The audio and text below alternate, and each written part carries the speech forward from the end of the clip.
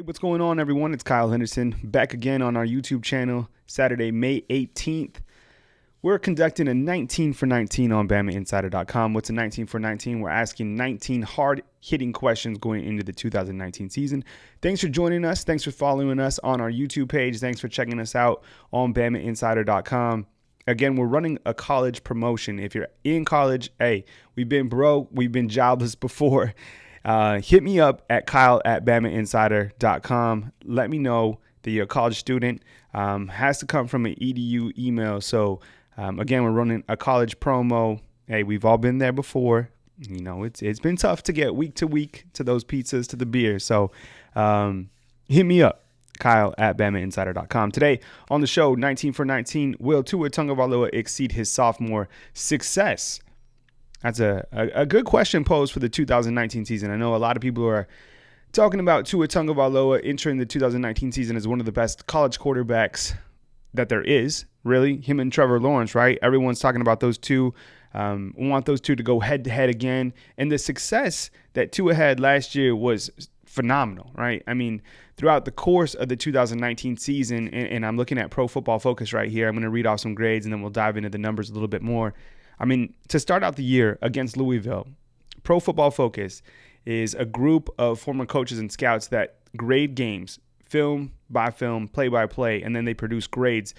I've showed those before during the 2018 season, and I'll do that again for the 2019 season during our call-in show. The grades are 100%. All the way down to, 50%. So if the player grades out like a 95.5, that means the player is absolutely balling out on all phases of the game. If the player is, 50 or lower, that means the player struggled in all facets of the game. So to start out the 2018 season against Louisville, Tua had a grade out of 92.4. He was 12 of 16, 75%. 224 yards, 2 touchdowns. And remember, he threw that touchdown to Jerry Jeudy, and I thought it was funny. Just recently on SEC Network, he said that pass that he threw to Jerry Jeudy to open up the 2018 season was a God bless and roll tide. Did you guys see that? It was pretty hilarious. Look that up on social media if you can find it. Following that, Tua continued his dynamic success in the 2019 season, 13 of 19 against Arkansas State. 72.5 grade out, and then against Ole Miss and Texas A&M, he continued to ball out. I mean, at the midway point, his grade out was close to 90%. In a big-time game against Texas A&M, he was 22 of 30, 73%. And that was really the first time that we saw Tua have to go into the fourth quarter. He had 387 yards with 4 touchdowns. The midway point of the season, remember, he got banged up against Missouri, and I think that's one thing that people are going to be questioning Tua about going into the season is he injury prone? Is he prone to injury? He was banged up many times last year. What do you think? Do you think, as an Alabama Crimson Tide football fan, are you concerned that Tua is prone to injury? Every time he got hit, kind of towards the later part of the season, is like we were holding our breath, right? His knee, he had to have the ankle surgery. So I'm curious to get your thoughts on if you think Tua is prone to injury, or do you think he just got nicked up as quarterbacks do? And that could be something that could be somewhat of Alabama's Achilles heel going into this season, right? I mean, last year, if Tua went down or they had to pull Tua out late in the game and put in so much the second team, I guess, you had Jalen Hurts leading the way.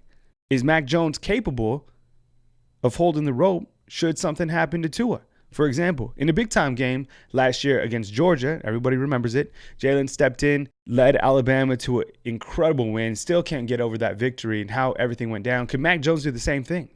I don't know. Maybe we'll see. Maybe we won't. I don't know. But today we're talking about Tua and if he will exceed those sophomore-type plays, exceed the success that he displayed last year. I mean, it was incredible. I mean, everyone was talking about Tua the entire season. And is it going to be the same going into the 2019 season? I mean, how can it not be? The amount of weapons that Tua has around him, and with new offensive coordinator Steve Sarkisian coming in, those two already have a good relationship together. I think it's going to be maddening for opposing defenses that have to deal with Alabama's offense. Jerry Jeudy, Henry Ruggs, Devontae Smith, Jalen Waddle. You saw what John Mechie could do during the spring game. You know one of those tight ends is going to step up. You don't even really need a tight end in this offense. The offensive line is back. You got Jedrick Wills. You got Alex Leatherwood. I mean, the entire offense is capable of doing even more impressive things than they did last season, which is hard to even comprehend. You think of the running backs Alabama has coming back. I mean, loaded on all fronts. So it's not completely out of the question for Tua to succeed what he did during the 2018 season with an even more impressive performance during his junior campaign.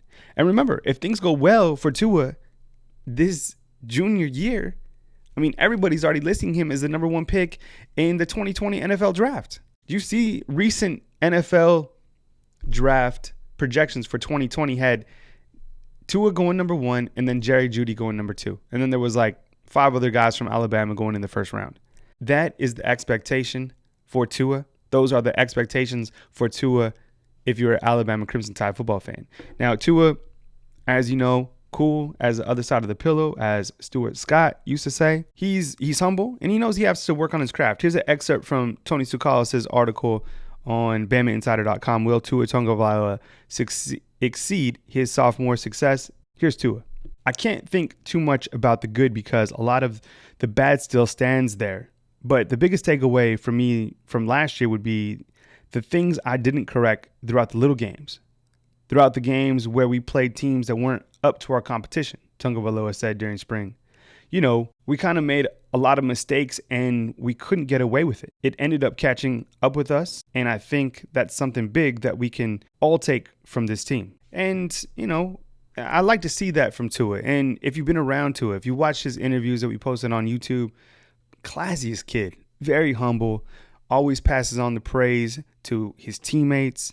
And I'm excited to see his development going into the season because when he came to Alabama, everyone was really excited, knew that he was capable of something special.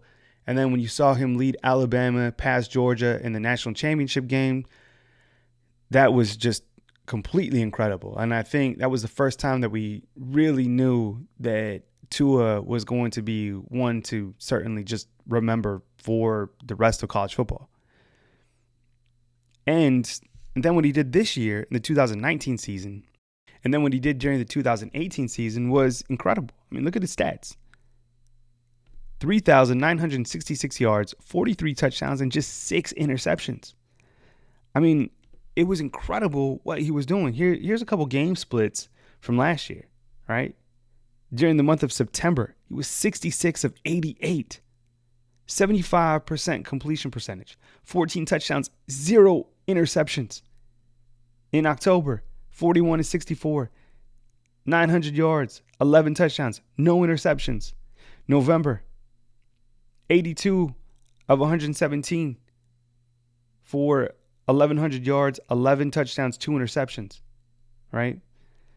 Against Georgia, against Oklahoma, things changed a little bit. 10 of 25, 164 yards, 1 touchdown, and 2 interceptions. Now, I'm curious to get your thoughts on this. Tua sliced up the teams of lower competition, but what do you think? How do you think he fared against teams that were comparable to Alabama? Teams that had a much better defense. When we look at the numbers from Pro Football Focus against Georgia, now granted, he was 10 of 26 in that game, didn't play the entire game. He graded out 40.7. It was his lowest grade of the entire season. Against Oklahoma, he was 24 of 27, 4 touchdowns and no interceptions, completely sliced up the Sooners, right? Against Clemson, 22 of 34, 295 yards, 2 touchdowns, and 2 interceptions. And I think a lot of people still have his performance against Clemson in the back of their minds, right? There were some uncharacteristic throws that Tua made during that game that we hadn't seen all season. The interception to start the game, the interception that he just lofted up. And I think it's not fair to say that he's regressing. I know there was a lot of people that said, well, he's regressing towards the later part of the season. I don't think that's accurate at all. I think Clemson was a very good team with a very good defensive game plan. I think Tua also made some bad throws. Hey, it happens, It happened at the wrong time. You can't do that in a big-time game. Tua knows that. Check this out. Against the AP Top 25 last season, Tua was 71 of 118 passing, 60%, 8 touchdowns, 4 interceptions. Against teams in the first half, 147 completions off 214 attempts, 2,400 yards, 27 touchdowns, and 2 interceptions. That's in the first half. Remember last season, that's all he was playing, was pretty much the first half and, a couple throws here and there in the third quarter. I'm bringing up now on Pro Football Focus his passing directional chart. This is really fun to look at. This is from the entire season. To the outside left and with throws 25 yards downfield, it's incredible. Check this out. Tua this is to the outside left, 25 yards downfield. 9 of 17, 269 yards, 6 touchdowns, no interceptions. Between the numbers, 25 yards downfield, 92.5, grade out. 14 of 26 passing, 592 yards, 6 touchdowns, 4 interceptions. That was right around where he threw that interception against Clemson as well. To the outside right, 9 of 15, 353 yards, 4 touchdowns, and 0 interceptions. 10 yards into the outside left, 9 of 16, 131 yards, 3 touchdowns, no interceptions. Across the middle of the field, 39 of 62, 164 yards, 8 touchdowns, 1 interception, and that is 10 yards across the middle of the field. And I think to paint a better picture of that exact passing route, that's a lot of those, a run-pass option where Tua is going to fake to the running back and hit probably one of his slot receivers coming across the middle of the field, most likely a Jerry Jeudy, for example. To the outside right, 10 yards downfield, 11 of 21, 168 yards, 4 touchdowns. So, what he did last season was phenomenal. Can you do it again? Absolutely. With the offense that Alabama has coming back, with the weapons that Alabama has coming back, with the new offensive coordinator of Steve Sarkisian. I think Sarkisian and Tua already have a good rapport. They had a good rapport since Sarkisian recruited Tua at USC many years ago. I think those two are going to work really well together, and I think Alabama's ability to score points early, like they did last season, is going to be the same thing this season. I think the schedule lines up very well for Alabama to keep Tua healthy, and I think that Tua is going to surpass the numbers he did last year. That's not really a hot take. I just think it's, it is what it is. I project a 4,000-yard season for Tua. He threw for 3,900 last year, and I think he'll throw for over 40 touchdowns. He's already in the Alabama record books. He's already done, put up numbers that will probably never be surpassed at Alabama again. And I think this year, he's either going to win the Heisman Trophy or he's going to lead Alabama to another national championship. Tua is something special. I certainly think he exceeds his sophomore success. But what about you? Do you think Tua will exceed his sophomore success? And my final question to you, like I asked earlier in the show, do you think that Tua is prone to injury? Once again, my name is Kyle Henderson of BamaInsider.com. Thanks for listening today on our YouTube channel. We'll be back with our impact videos once the season ramps up, kind of doing this podcast style for now. And we've been having some good feedback. To our college students, listen, I got a college promotion for you. We've all been in your shoes before. Hit me up, Kyle at BamaInsider.com. We'd love to get you plugged into the community. Hit me up on email. Remember to follow us on Twitter, Instagram, Facebook. Just look us up, BamaInsider.com. I'm coming to you from beautiful Tuscaloosa, Alabama, where the weather is starting to heat up. Summer's here, right? Summer's here. It's already mid-May. I hope you are enjoying your summer plans, and thanks for listening. Thanks for following us. I'll catch you soon. I'll be back again. You know me. Kyle Henderson, BamaInsider.com. Until next time, my friends, be good people. I'll talk to you soon. Peace.